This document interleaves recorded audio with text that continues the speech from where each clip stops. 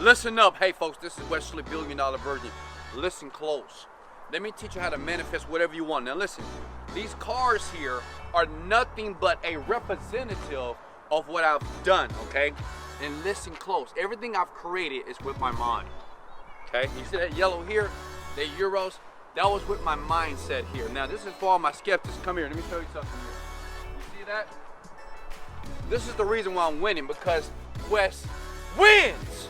Listen, first step to manifesting everything that you want. Number one, you must have an intention. You have to know what you want. I wanted this. That's why I got it. Number two, you must meditate. What does it mean? I don't mean just sitting down and doing this. Meditation means get familiar with you, your mindset here. And number three, it's important while you're meditating to use a very, very unique frequency to get what you want. Listen, I know some of you young people on YouTube right now and you're getting ready to go to the next video, but listen, it's a few things that happen in life that allows you to live your dream. You either listen or you don't. Click the link below and let me show you how I manifested whatever I want and how you can do it too. Let's go.